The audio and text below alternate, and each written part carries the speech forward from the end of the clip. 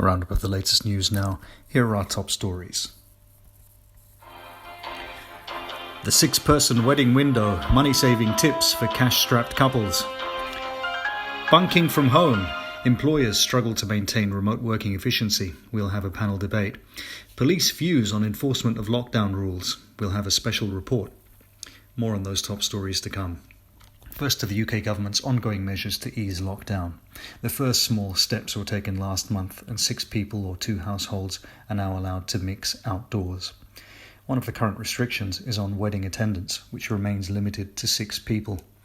That number will be increasing from the 12th of April to 15 and from the 17th of May to 30, with limits expected to be removed altogether from the 21st of June. The current restrictions on wedding attendance have given rise to the phenomenon of the wedding window, with a number of cash-strapped couples looking to take advantage of cheaper wedding costs. One such couple joining via video link is Frank and Claire. Thank you for joining me. First to you, Frank. I understand you'll be tying the knot on the 10th of April, just before the attendance limit is increased. That's right, Bob. I was made redundant at the start of the year, and we thought it would be best to save a buck and take advantage of the restrictions and just invite our nearest and dearest. As you can imagine, the cost of your average wedding isn't cheap. I'm sure. So, is the restriction 6 people, including both of you and the vicar or priest? I believe so, Bob. We've erred on the side of caution on that and taken a conservative view. So that means a total of 3 guests, an uneven number. How have you split that up between you? Well, we've agreed that Claire's parents can have 2 slots. My mother's no longer with us, so my father, in terms of parents, on my side, and that's all. Claire, that must leave a lot of people out. Tell me about it, Bob. We're both from large families, so our siblings can't make it, my friends. Frank doesn't have any. It's not ideal, to be honest. Oh, for God's sake. Don't you for God's sake me. I told you you'd like a proper wedding when things open up, but you said no. I asked if we could at least have another wedding party when things open up, and you said no. So fuck you and your fucking generosity. Giving 2 guest places at our own fucking wedding. Oh, Claire, this is being broadcast internationally. I don't give a fuck, and you can stick your cheapskate wedding up your arse. Frank, Claire, thank you very much indeed. Now to the ongoing arms race between employers tracking employee efficiency while working from home and employees looking to break up the working day undetected. With me in the studio to discuss the issue are spokeswoman for the British Union for Neglected Key Workers, or B.U.N.K for short, Ivana Skive, and Confederation for British Industry Media Affairs Manager, Gert Back to Work. Gert, let's start with you. What is the issue exactly? The issue, Bob, is that some employees currently working from home are seeing this as an opportunity to not work. Clearly, employers face a challenge in tracking employee productivity when working from home. When the cat is away, the mice will play, as the saying goes. This requires employers to proactively manage their employees and the results they produce, but also come up with new technical measures to track efficiency, such as surveillance apps and 5 or 10 minute idle system auto logout policies controlled by an IT administrator. Ivana, what do you make of all this? Bob, I think it's crazy. We should be trusting people to get on with the job.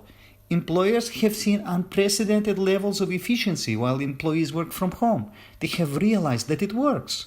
Employees are actually working longer hours while working from home, as they no longer are losing time working, commuting, and can start earlier and finish later. In fact, it is a slippery slope.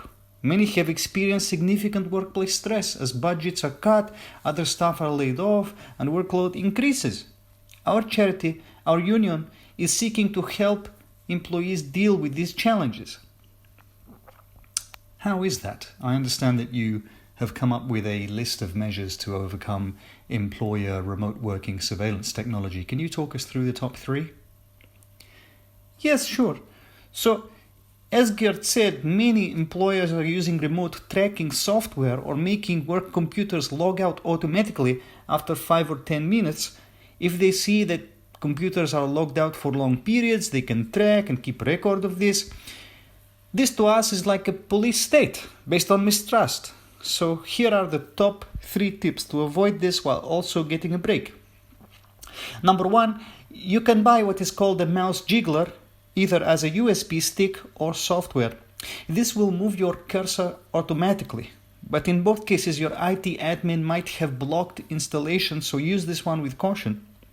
Number 2, you can stimulate your mouse in other ways, for example by tying it to a moving object like a flag near a window, a rotating fan, a pet, using a flashing cycle light aimed at the mouse sensor, put the mouse on top of a clock with a seconds hand, or use a moving kid's toy to stimulate it. Of course, the dangers with this option are the pet could eat or damage the mouse, the flashing cycle light, kid's toy and clock will eventually run out of battery.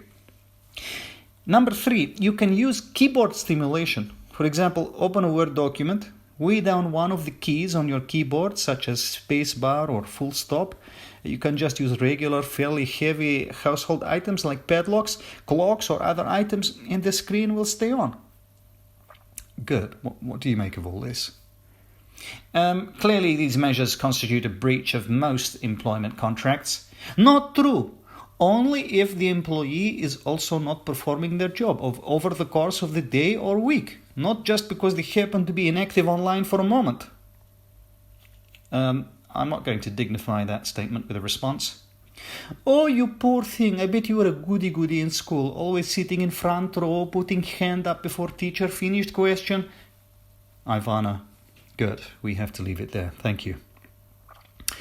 Now to the challenges faced by the Metropolitan Police in enforcing ever-evolving lockdown rules in the UK. We joined Bobby on the Beat, PC Chambers, in this special report. Just walking down the Walworth Road here in Southwark. Pretty busy as you can hear.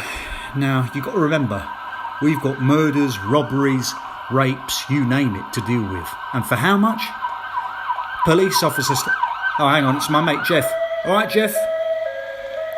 Smug git. Just because he gets a car. I'll get one at some point. He's only getting a kebab. Puts the siren on for that. Cheeky sod. Anyway, yeah, for how much? Police officer starting salary, just over 20 grand.